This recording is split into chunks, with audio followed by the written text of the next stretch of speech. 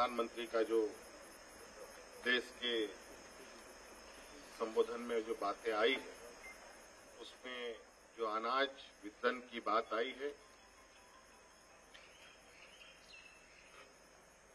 घोषणा तो हो जाती है, लेकिन कभी कभी व्यवहारिक रूप से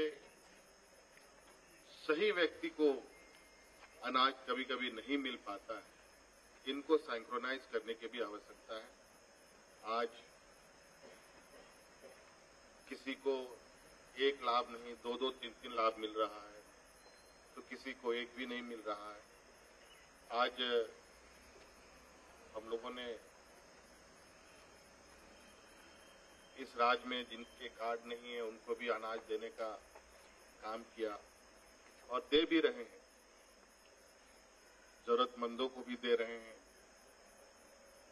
पका हुआ खाना भी खिला रहे हैं, चाहे उनके पास कार्ड हो ना हो, बच्चे हो, बूढ़े हो, कोई भी हो। आज जिस तरीके से संक्रमण को लेकर के लोग बेरोजगार हुए हैं, जिस तरीके से आज आप देख रहे हैं कई डिप्रेशन के केसेस आ रहे हैं, रोजगार खोने के डर से लोग आत्महत्या कर रहे हैं, कई ऐसी घटनाएं लगातार बढ़ रही हैं। आज सिर्फ अनाज दे देना ही समाधान नहीं है, इसके अलावा और भी विकल्प पर सरकार को सोचना पड़ेगा, सोचना चाहिए। प्रधानमंत्री जी ने अनाज देने की घोषणा की है। हमारे राज्य के लिए ये एक राहत का घोषणा जरूर है, और अब हमें ये देखना है कि ये राज्य में कितने लोगों को लाभान्वित करता है और किस तरीके से करता है। ये लागू करने के उपरांत ही बताया जा सकता है कि ये घोषणा राज्यों के लिए कितना लाभ है।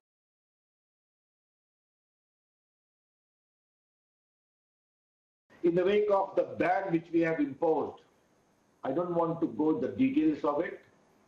An emergency power has been exercised and the legal process has been followed. But I think it's a great opportunity. Can we come with good apps made by Indians? Atmanirbhar Bharat. If Indians can, and Devyani request to you, and to Mr. Nilekani, you too, please encourage large number of startups, technological mind, young boys and girls. Please make good apps. And they are quite capable of doing so.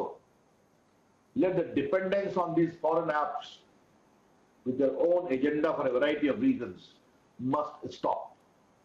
I think there is tremendous intellectual capability available in India, technological, imaginative faculty available in India to do so.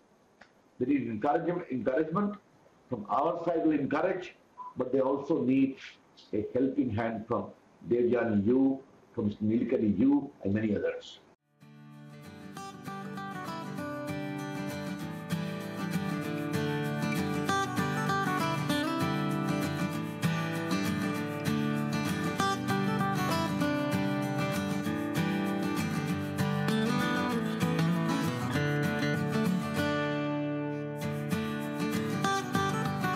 ये किसी की team नहीं है, ये जनता की team है।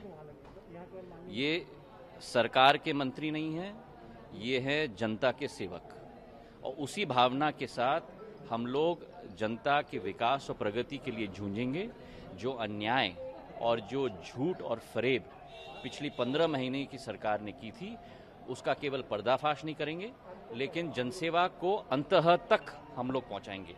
जो 100 दिन में शिवराज सिंह जी की सरकार ने करके दिखाया है, कोरोना का सामना किया है, किसानों के हर संभव प्रयास करके उनको मदद किया है, इसी प्रेरणा को हम अगले 4 साल प्रदेश को एक नई ऊंचाई तक पहुंचाएंगे। जनता ही इन कांग्रेसियों को और खास करके कमलनाथ जी को और दिग्विजय सिंह को जवाब देगी और पूर्ण बहुमत से इस सरकार को स्थापित करेगी मध्य प्रदेश के अंदर, जहां शिवराज सिंह जी, केंद्र सरकार के मंत्रीगण, मध्य प्रदेश के मंत्रीगण और एक सेवक के रूप में मैं भी विकास और प्रगति के लिए मध्य प्रदेश के लिए पूर्ण रूप से समर्पित हूं।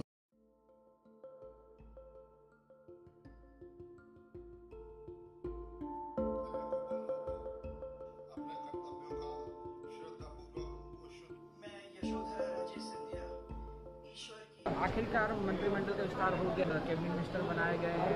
उसमें हालांकि ये कहा जा रहा है कि 12 कांग्रेसी हैं जो कांग्रेस छोड़ के बीजेपी। अब सब भारतीय जनता पार्टी में है। भारतीय जनता पार्टी का मंत्रिमंडल है। एक पार्टी, एक मन, एक लक्ष्य, मध्य प्रदेश की प्रगति, विकास और जनता का कल्याण। लेकिन कई पुराने साथी छूट गए। सब साथ है दिल से। हम लोग सब मिलकर काम करेंगे। कभी एक जिम्मेदारी होती है, कभी दूसरी जिम्मेदारी होती है, कभी कुछ पे जवाबदारी होती है, समय आता है तो दूसरी जवाबदारी हो जाती है। और इसलिए सारे साथियों का सम्मान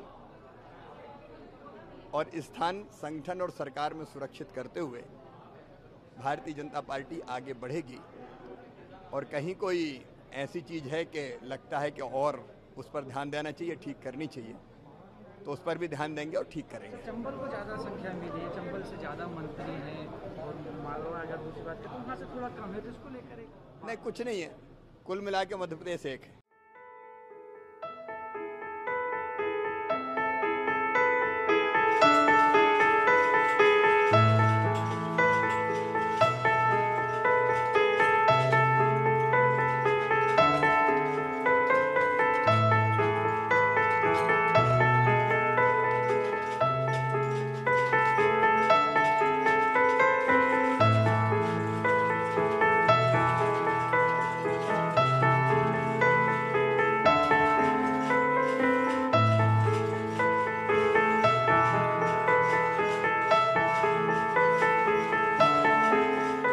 जब से लॉकडाउन हुआ है साहब, हम तो जो छोटे कारोबारी हैं यहाँ पर अलीगढ़ में जो सप्लायर हैं उनको हम माल देते हैं बना के।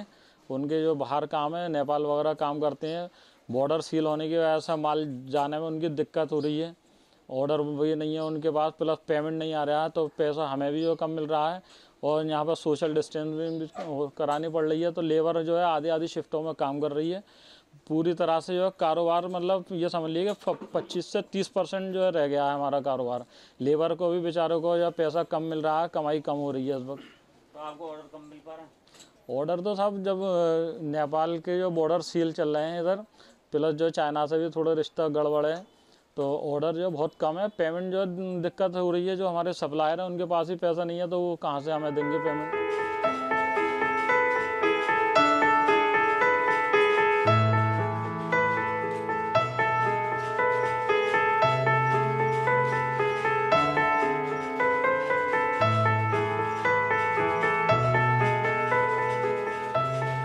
नेपाल बंद है, नेपाल के बॉर्डर्स बंद हैं, ना तो हम लोग जा पा रहे हैं और ना ही वहाँ से व्यापारी कोई आ पा रहा है।